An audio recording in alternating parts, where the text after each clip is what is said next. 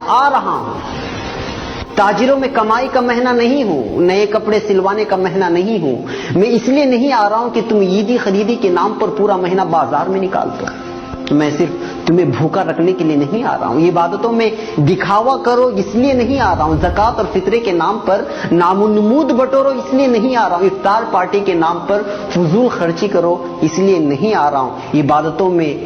دکھاوا کرو اس لیے نہیں آ رہا ہوں، میں اس لیے نہیں آ رہا ہوں کہ تم روزے رکھو اور پھر سارا دن سوئے رہو، روزہ رکھو اور فون سے چپک کر بیٹھ جاؤ، اس لیے نہیں آ رہا ہوں کہ افطاری کے موقع پر خوب پیٹ بھر کر کھاؤ اور عشاء اور تراویح کی نماز قضا کر کے خراٹے بھرو، میں تو آتا ہوں اپنے رب کی رحمتوں، برکتوں اور مغفرتوں کی سوغات لے کر، مگر تم اس کو حاصل کرنے کے بجائے تجارت کے حساب و کتاب میں لگ جاتے ہو، روزہ رکھ کر یوں سمجھتے ہو کہ میں نے تیر مار لیا، ارے میں تو سال بھر کے تمہارے گناہوں کو دھونے کے لیے اللہ کی طرف سے مغفرت کا پروانہ بن کر آتا ہوں، مگر تم روزہ رکھ کر بھی گناہوں سے باز نہیں آتے۔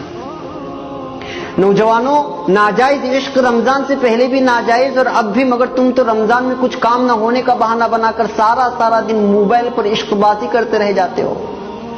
پھر روزہ رکھ کر یہ گناہ کیسا؟ غلط ویڈیوز اور موسیقی سننا ہر وقت حرام، مگر یہاں تو روزے کی حالت میں یا تو سو کر یا پھر موبائل میں گزارا ہوتا ہے، میں اس لیے تو نہیں آیا، میں رحمان کی رحمت بن کر، غفار کی مغفرت بن کر آیا تھا، مگر تم نے تو میری رتی برابر میزبانی نہیں کرتے، اور جو کرتے ہیں میں قربان جاؤں ان پر،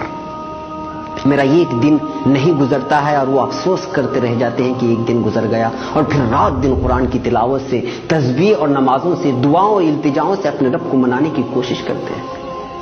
ہر پل وہ اپنے خالق سے اپنے گناہوں کی شکایت کرتے ہیں اور رحمتیں لوٹتے ہیں، برکتیں حاصل کرتے ہیں، مغفرت کے پروانے اپنے نام کر لیتے ہیں، میں آتا بھی اسی لیے ہوں، تم بھول مت جانا، میں جب تمہارے آنگن میں قدم رکھوں گا تو میرا ہر لمحہ ہزاروں لمحوں سے بہتر ہے، کیونکہ میں ایسا مہینہ جس میں ہر لمحہ اللہ کی رحمت برستی ہے،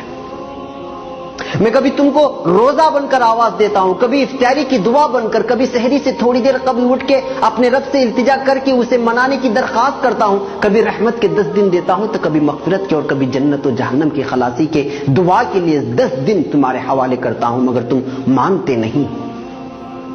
ارے ہوش میں آؤ بھائی، میں آ رہا ہوں، کہاں کھو گئے ہو؟ 11 ماہ گناہوں کے دلدل میں ڈوبے رہنے کے بعد اپنے گناہوں کو بخشوانے کے لیے میرے رب نے تم تک بھیجا، تو تم روزے کے نام پر خالی پیٹ رہ کر وہی جھوٹ کے انبار، غیبت کے بازار، بات پر تکرار، عید خرید کے نام پر بیوی سے انبن، پڑوسی سے لا تعلقی۔ ارے ہوش میں آؤ، اگر میں چلا گیا تو موقع ہاتھ سے چلا جائے گا اور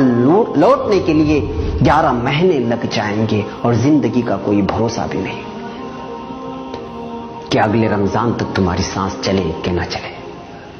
پاگل نہ بن، تیاری کر میری میزبانی کی اور میری مہمانی کی، دل سے کر، خلوص سے کر، دکھاوا میرے رب کو منظور نہیں، جو بھی کر تنہائی میں اٹھ کر اللہ سے التجا کرتے ہوئے کر، ابھی سے مانگنا شروع کر، کیونکہ نیک اعمال کا کرنا بھی اللہ کی توفیق سے ہوتا ہے۔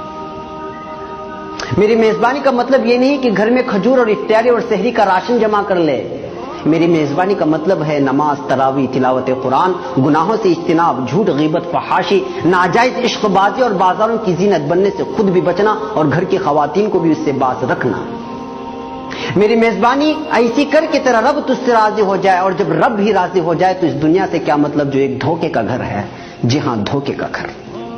اور ہاں، میری راتوں کو یوں ہی غفلت میں سو کر برباد مت کرنا، اللہ سے اپنا دکھڑا سنانا، برما میں کیا ہوا، فلسطین میں کیا ہوا اور ہو رہا ہے، افغانستان، عراق و شام اور دیگر مسلم ممالک میں جو ظلم ہو رہا ہے، کیا کیا جا رہا ہے، اس کا دکھڑا سنانا اپنے رب سے۔ بیتے سالوں میں اپنوں اور غیروں نے ہم سے جو برتاؤ کیا اس کی شکایت کرنا اپنے رب سے، وہ سننے والا ہے، سب کے سننے والا ہے، وہ جو سب سے رحیم، سب سے کریم اور تم سے سب سے زیادہ محبت کرنے والا ہے۔ تمہارا دکھڑا سن لیا تو پھر بیڑا پار ہے، نہیں سنا تو پھر ثواب کہیں نہیں گیا۔